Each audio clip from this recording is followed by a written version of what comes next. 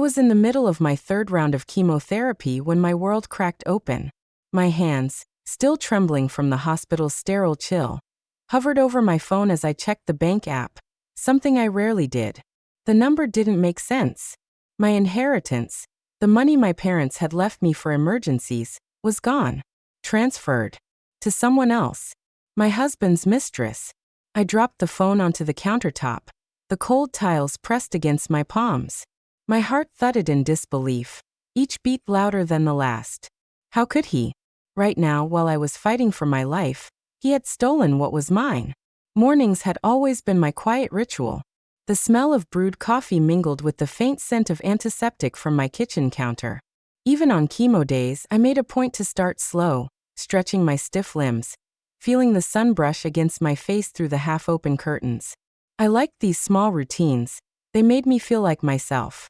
Today, though, the coffee tasted bitter, not from the beans but from the shadow of betrayal that already lingered in my chest.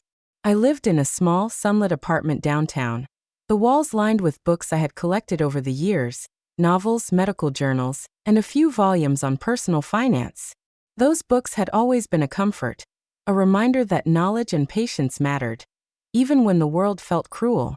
I ran my fingers along their spines, tracing the titles absent-mindedly, until my gaze fell on a photo frame. My parents, smiling, their arms around me at my college graduation. They were gone now, but their love had been my anchor, and this inheritance, what had been theirs, was supposed to be mine. At work, I was known for my meticulousness. I managed patient records at the oncology center, helping others navigate the same chemotherapy routines that now left me exhausted and nauseated. The staff respected me, the patients trusted me. Despite my illness, I had a rhythm, a purpose. On the mornings I could make it in, I loved the quiet before the flood of appointments, the faint hum of computers, the soft tap of nurses' shoes on the linoleum, the smell of antiseptic and lotion. I had learned to mask my weakness. The chemo had taken my hair, my energy, even some of my appetite, but it hadn't taken my mind. I could still plan, still analyze, still see the world clearly. And yet, even as I smiled at patients and colleagues, there was a weight I couldn't shake. My husband's absence at work, his half-hearted support and constant excuses, was always there, a shadow that stretched over my routines. That evening, after my shift, I returned home to the faint hum of the city outside my window. The apartment smelled faintly of lemon cleaner, and the bouquet of lilies I had picked up for myself on the way back, small rewards I allowed in my lonely fight. I sank into the couch, feeling the ache in my bones from the day's session, and opened a notebook where I tracked everything, appointments, symptoms, feelings.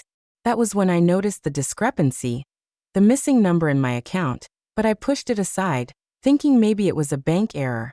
By the time I poured myself a lukewarm cup of tea, the unease had grown into something heavier. My hands shook as I stared at my laptop, the cursor hovering over the banking website. I had always trusted him, my husband, implicitly. But now, a quiet voice inside whispered that perhaps I should check the statements, just to be sure. The sun had dipped behind the skyline, and shadows pooled across my apartment floor. The air smelled faintly of rain and asphalt. I sat there, sipping my tea, feeling the world narrow down to a single, terrifying thought. What if everything I had counted on had been stolen from me? It started subtly. At first, it was little things, a delayed text, an unfamiliar tone in his voice, small excuses that didn't quite add up. I chalked it up to stress, to my illness, to the changes chemotherapy brought into our lives. I wanted to believe in him, in us. But there was a restlessness in the way he avoided eye contact, a strange hesitation when discussing finances or our future. The first alarm bell rang one quiet evening. I had returned from the hospital later than usual, exhausted, my scalp raw from the latest round of chemo. He greeted me with a smile, too practiced, too tight. "How are you feeling?" he asked, but his eyes darted to his phone every few seconds. I noticed the little things, messages left open, a tab on the laptop that disappeared as I approached. My gut twisted. I tried to ignore it, focusing instead on the routines that gave me strength. I doubled down on work, on small rituals like journaling each morning and evening, and even on simple pleasures, a hot cup of tea, a walk to the corner store. But the unease lingered, a dull ache behind my ribs, always whispering that something was off. Then came the bank statement. I was reviewing our accounts for a routine check, something I rarely did, trusting him to manage things while I battled my illness. That's when I saw it. A series of transfers unauthorized, moving large sums of money to an account in a name I didn't recognize. My heart sank, the mug of tea trembling in my hands. Who is this? I whispered to myself, my voice breaking. The numbers swirled on the screen, each one a betrayal. It wasn't just money. It was my inheritance, the money my parents had left me, the money I thought was mine to support my recovery and my life. And he had taken it, secretly, to give it to someone else. The confrontation was inevitable. I waited until the evening, when the apartment was quiet and the rain tapped softly against the window. "We need to talk," I said, my voice steadier than I felt. He didn't look up immediately. Instead, he closed his laptop, the click echoing like a judge's gavel. I can explain," he began, fumbling with his words. But there was no apology in his eyes, only a mixture of guilt and calculation. "It's complicated. I didn't want to worry you." "Complicated?" I asked, my voice rising despite my efforts to stay calm. "You transferred my inheritance to another woman. My parents trusted you, and you betrayed that trust." "Me?" He looked away, a faint flush on his cheeks. She needed it more than you," he said finally. The audacity of his words hit me like a physical blow. My legs felt weak, my chest tight, the betrayal anchoring itself deep within me. I wanted to scream, to collapse, to cry. But I couldn't. Not yet. Instead, I felt a strange clarity in the pain, a sharp, burning focus. This wasn't just hurt, it was injustice. And injustice demanded acknowledgement, not silence. In the following days, the weight of his betrayal pressed on every aspect of my life. Friends noticed my withdrawal. Co-workers sensed my quiet intensity. I felt exposed, raw, as if every moment of trust one had given had been a mistake. Yet beneath the hurt, something began to grow, a quiet, simmering resolve. I would not let this go. I would uncover the full truth, and I would reclaim what was mine. Late at night, when the apartment was dark and the hum of the city faded, I sat by the window, notebook in hand, replaying memories of our years together. Each smile he had offered, each comforting word, now felt tainted. And yet, the betrayal did not break me completely. It sharpened me. It taught me that strength could be born from grief, that clarity could emerge from confusion. By the end of that week, I had made a silent vow. I would gather evidence. I would expose the truth. I would show him, and anyone else who doubted, that I was not a victim to be manipulated or erased. And in that quiet determination, I felt a flicker of control returning to my life, a fragile but undeniable promise that my story was far from over. It was a Friday morning, and the sun barely filtered through the curtains. I was sipping my weak coffee, staring at the stack of bills and medical statements on the kitchen counter. The apartment felt unusually quiet, almost oppressive, and I couldn't shake the memory of that bank statement. My hands shook slightly as I reached for my phone. That's when the message arrived. A group chat notification from our extended family popped up. "Dinner tomorrow at our place. Everyone's coming. Hope you and your husband can make it." My stomach tightened. The very thought of walking into that house, smiling, pretending everything was fine, it made me nauseous. But I knew he wanted to go. Of course he did. This was his chance to parade his betrayal in front of everyone. To show off the woman who now held my inheritance. "Are you going?" I asked him cautiously, though I already knew the answer. I think we should," he said, glancing up from his laptop. "It's family. You know how they feel about us missing events." Family. The word felt hollow. Family was the stage where he would display his lies, and I would be forced to endure them. I took a deep breath. "No, I'm not going." He frowned, the first genuine flash of frustration I had seen in weeks. "You can't just avoid everyone. People will talk." "Let them talk," I said softly, the quiet steel in my voice surprising even me. "I have nothing to prove to anyone who thinks I can be replaced." The conflict didn't end there. That evening, as I returned from the hospital, I found a small envelope slipped under the door. Inside was a polite, almost mocking note from my mother-in-law. We missed you at dinner. Hope everything is all right. I stared at the paper, trembling. The small words carried the weight of 1,000 judgments. I could almost hear the whispers in the next room. She isn't coming? Poor thing, she must be sick. They had no idea the betrayal that had unfolded, no understanding of the quiet theft that had taken place behind my back. Later that night, insomnia overtook me. I paced the apartment, each step echoing against the hardwood floors. I thought of my husband, of the mistress, of the family who had unknowingly enabled him. My anger simmered, a slow, steady burn that refused to be quenched. I remembered my father's words from years ago. The truth is like fire. It burns slow, but it can light everything in its path. I realized that night that I had allowed myself to be the one left in darkness, to be silenced while others celebrated their deceit. That had to end. The following morning brought an unexpected confrontation. My husband's mistress, bold and smiling, called. "Hi," she said sweetly, as if nothing had happened. "I just wanted to check in. How are you feeling?" The words made my chest tighten. My first instinct was to hang up, to walk away, but I stayed, letting the weight of the moment settle. "I'm surviving," I said evenly. "How about you?" Her laughter was light, too rehearsed. "I'm fine, thank you. Just wanted to let you know I received your husband's gift. He's very generous, isn't he?" The cruelty of her words, meant or not, ignited something inside me. This was the exact moment I realized that avoidance would not heal me. Silence had allowed them to take what was mine, to flaunt it without fear. If I wanted justice, I needed to act.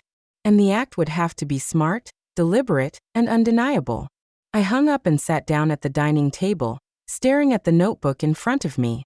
The pen felt heavy in my hand, almost symbolic of the weight of truth I was about to carry. I listed the transfers, the dates, the patterns and connections. I started mapping relationships, documenting conversations, every little slip of behavior that might support my case. By the end of that day, my anger had transformed into a quiet focus. The triggering conflict, family dinners, whispered judgments, arrogant smiles, was no longer something I endured passively. It became the catalyst for action.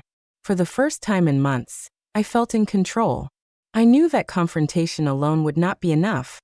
I needed a strategy that would expose lies without compromising my dignity. I needed evidence, clarity, and patience. And somewhere deep inside, beneath the hurt, the betrayal, and the exhaustion, I felt a spark of resolve. I would take back what was mine, not with rage, but with truth. I would let the world see what had been hidden behind smiles and polite conversation. The nights were the hardest. Sleep refused me, slipping through my fingers like sand. I would lie awake, staring at the ceiling, the hum of the city below mixing with the racing thoughts in my head. Each breath reminded me of the chemotherapy, the ache in my veins, the hair clinging in clumps to my pillow, the constant, quiet fear of what was next. But beneath that fear simmered something far stronger, a quiet, burning determination. I remembered sitting in the hospital waiting room last week, the antiseptic smell thick in the air. An elderly woman held my hand as I trembled, her eyes gentle. "You are stronger than you know," she whispered. I had nodded, forcing a small smile, but that simple sentence kept echoing in my mind. Stronger than I know. Stronger than I'd allowed myself to be. I began pacing my apartment, tracing circles around the hardwood floors. Each step felt deliberate, like I was circling a strategy that only I could see.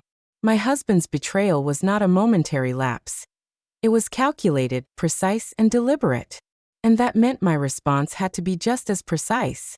I thought of the flash of realization when I first saw the bank transfers. The shock had hit me like a physical blow. My inheritance gone, quietly shifted into someone else's account, while I fought for my life in chemotherapy. The betrayal had hollowed me out, leaving me fragile, almost broken. But grief and anger were temporary fuels.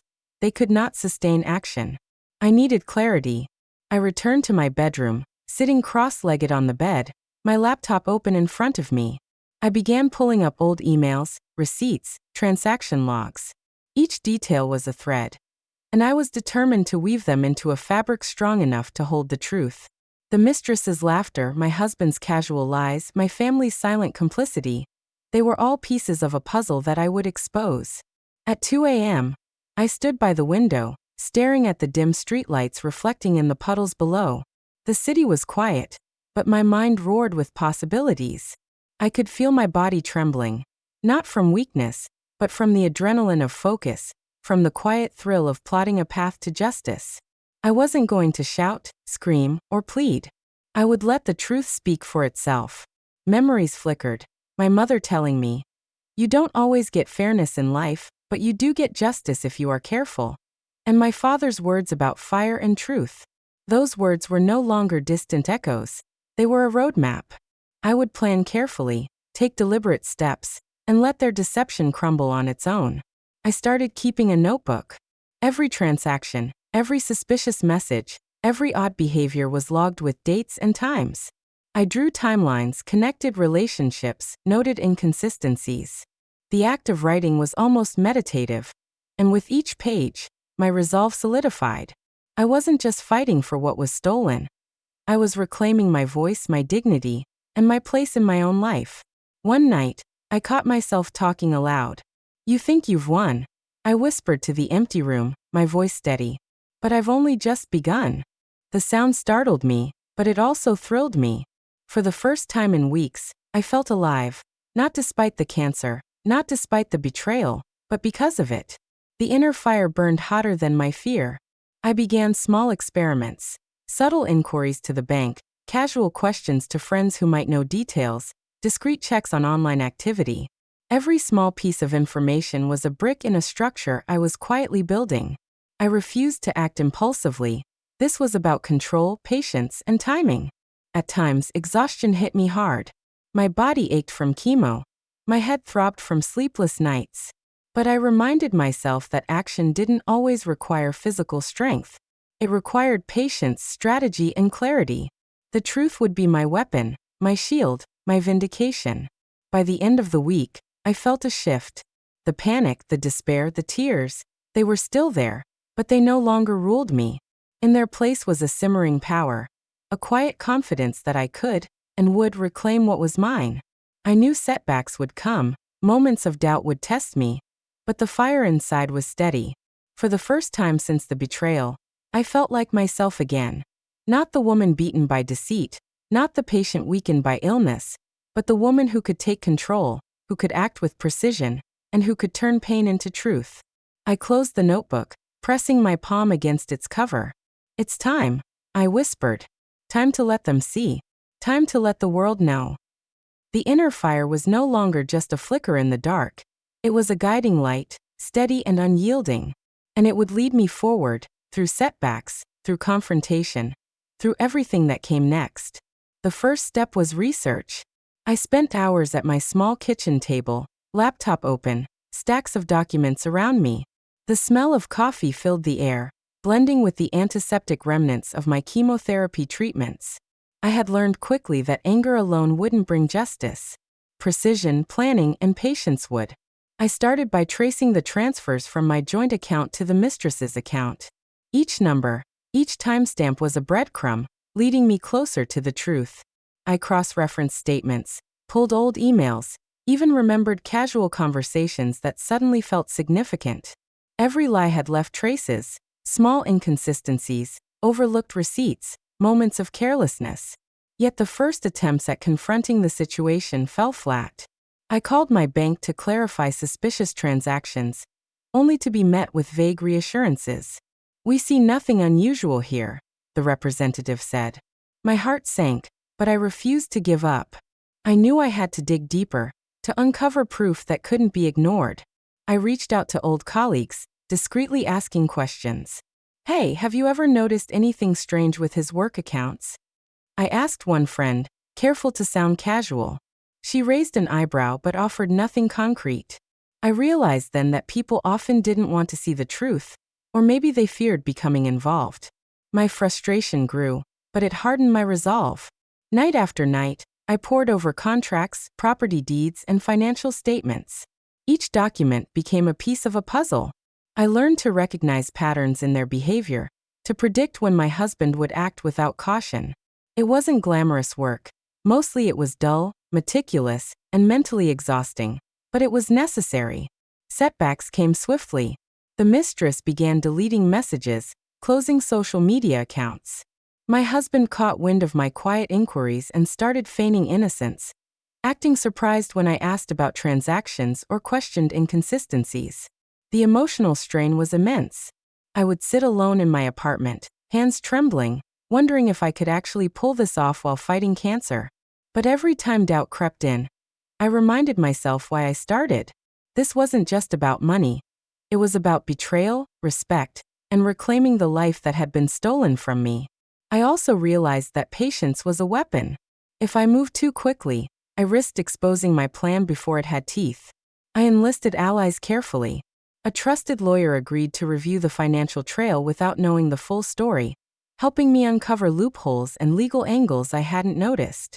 A friend with access to corporate records discreetly provided information about the mistress's recent acquisitions. Each piece, when combined, created a picture too precise to ignore. One evening, after hours of research, I stumbled upon a critical email, hidden in an old thread, almost accidentally sent to me. It was confirmation of the transfer, signed digitally by my husband himself.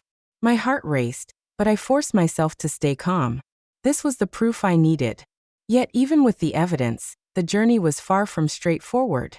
My husband denied everything when I confronted him at home, his tone calm but condescending.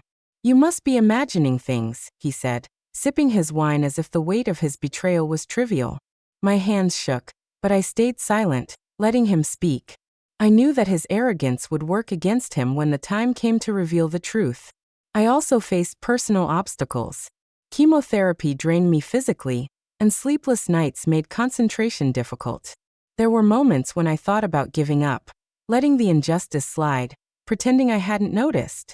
But every time, the image of my younger self, fighting for survival in the hospital bed, returned. I couldn't let him win. I started documenting everything meticulously. Screenshots, photographs, digital backups, even voice recordings. Every interaction, every denial, every lie was captured. I organized them chronologically, creating a timeline that left no room for manipulation or excuse. There were small victories along the way that gave me hope. An email that contradicted his story. A colleague quietly confirming my suspicions. A bank official finally admitting there were irregularities.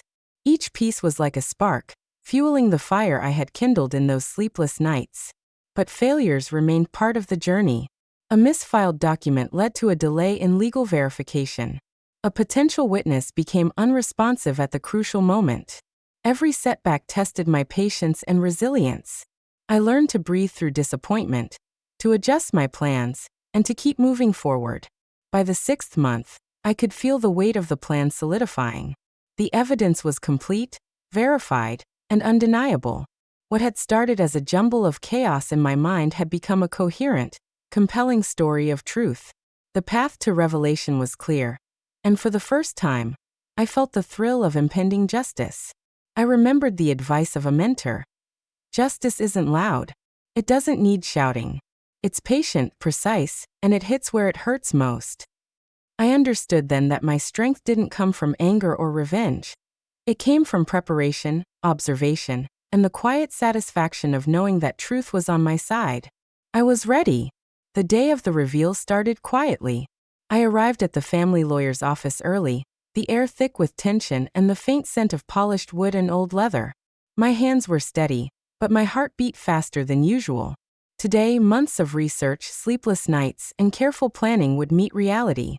I handed over the compiled evidence to the lawyer, watching her eyes widen slightly as she flipped through document after document. Each transaction, each email, each overlooked detail was laid out with precision. She paused at the email I had stumbled upon 6 months ago. The one that confirmed the transfer to his mistress. "This is airtight," she said softly, almost reverently. "Your husband won't have a leg to stand on." I nodded, swallowing the surge of emotion that threatened to escape. This wasn't about gloating, it was about truth. About reclaiming what was rightfully mine. About showing that betrayal could not hide in shadows forever. The first confrontation happened at home. I waited until he returned from work, expecting the casual arrogance, the practiced disbelief. He stepped inside, smiling. "You seem cheerful today," he said, eyeing me curiously. I didn't answer immediately. Instead, I opened the folder and spread the documents across the table. His smile faltered when he saw the neat stacks, the evidence waiting like soldiers ready for inspection. "I think we need to talk," I said quietly. "About everything." He laughed lightly, a nervous edge to it. "About what? You've been quiet for months. What's this really about?" I gestured to the documents. "This." For the first time, he studied them, scanning numbers, dates, and emails. I watched his face shift. Confusion, denial, then slow, undeniable realization. His hands twitched, unable to hide the tension. "Where did you get these?" he finally asked, voice tight. "I pieced it together," I said, deliberately calm. "Every transaction, every hidden account, every lie you thought would stay buried. It's all here." He went pale. This isn't possible." I shook my head. "It is. You transferred my inheritance to her. You thought I wouldn't notice while I was sick, while I was fighting for my life." The silence that followed was heavy, charged with a mixture of shock and shame. I let it sit, letting him absorb the weight of his own betrayal. Next came the lawyer's intervention. She explained the legal consequences clearly, each statement cutting through his feigned ignorance. His protests grew louder, desperate, but every claim he made was countered by undeniable proof. The mistress's involvement was confirmed, the transfers traced, and the timeline left no room for fabrication. Finally, I asked him to sit. I wanted to see him confront the reality of what he had done. "Do you understand," I said quietly, "that this isn't just about money? It's about trust, about dignity, about the life you tried to steal from me?" He nodded slowly, defeated. Words failed him. His silence spoke louder than any argument could. The final act was public, but controlled. I arranged for a formal notice to be sent to all relevant parties: financial institutions, business partners, and family members. The truth, once hidden behind smokescreens and lies, was now visible to everyone. I didn't gloat. I simply let facts speak. When the mistress received her notification, her shock mirrored my husband's initial reaction. I saw no fear in her, no remorse. Only the realization that deception could not shield her forever. By evening, the truth had rippled outward. Family members who had suspected but stayed silent now reached out, their voices filled with sympathy and regret. Some apologized for turning a blind eye. Others expressed quiet relief that justice had finally surfaced. I spent that night alone in my apartment, the city lights faintly glowing through the curtains. The tension that had shadowed my months dissolved slowly, leaving a quiet satisfaction. The betrayal had been exposed, the lies had unraveled, and I had reclaimed my dignity. But more than that, I realized that truth-driven action held a power all its own. No dramatic confrontation, no violent revenge, just patience, precision, and courage to face the betrayal and illuminate it.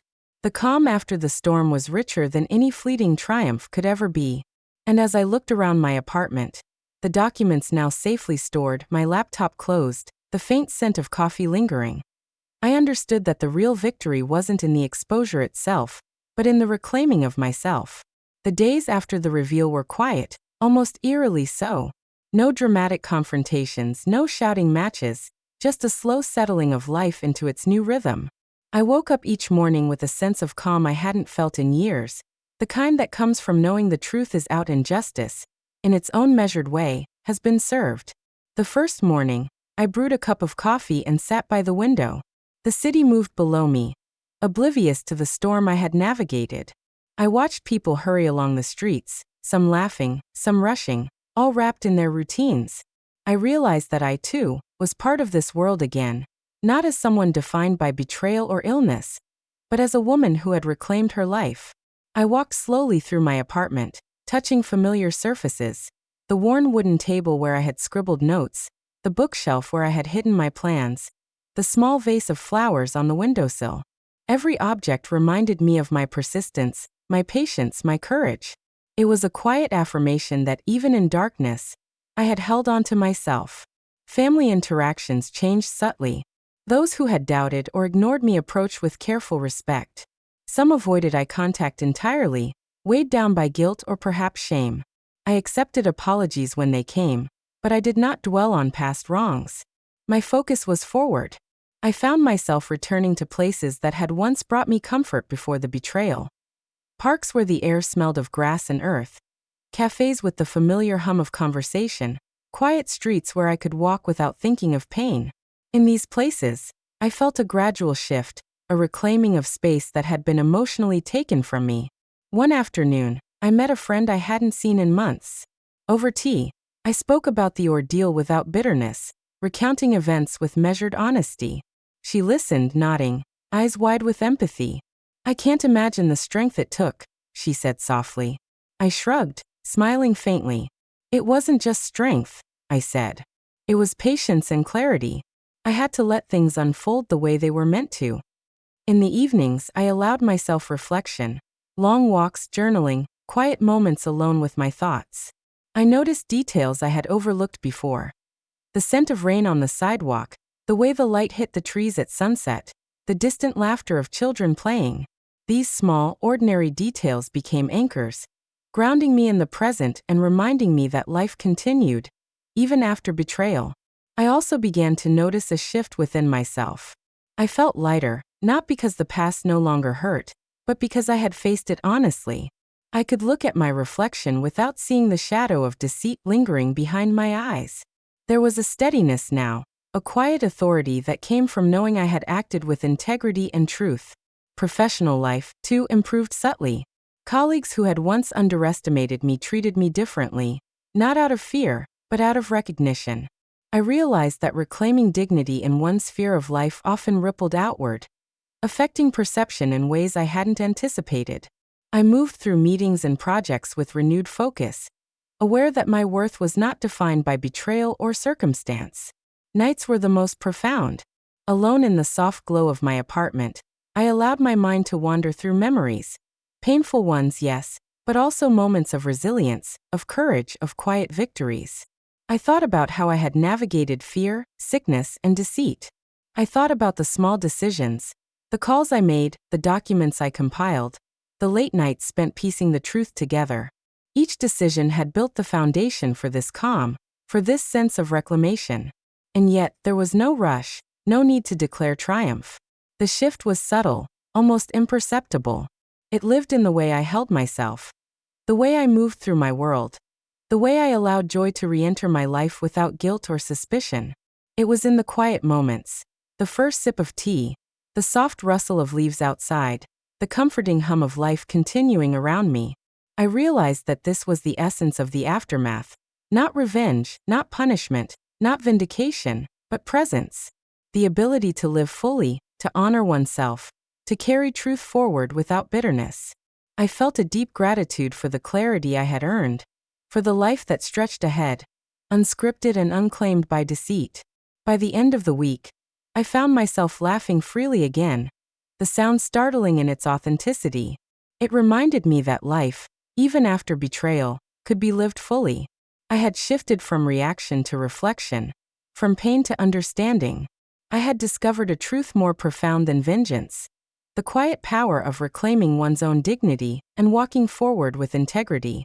Sitting by the window that evening, I watched the sun dip behind the city skyline. The sky was painted in shades of amber and rose, the kind of beauty that doesn't demand attention but quietly insists you notice it. I thought about everything: the betrayal, the illness, the sleepless nights, and the painstaking steps I had taken to uncover the truth. Each memory was a thread, woven into a tapestry of resilience I hadn't fully recognized until now. I realized that truth is a strange companion. It doesn't always feel satisfying in the moment. It can be heavy, painful, and isolating. But when it is finally revealed, it clears the space for clarity, for peace, for dignity. I understood that revenge isn't always about exposing someone to shame or punishing them. Sometimes, it's about reclaiming your own story, standing firmly in your own life, and refusing to let someone else define your worth. My hands rested on the table, tracing the familiar grain of the wood.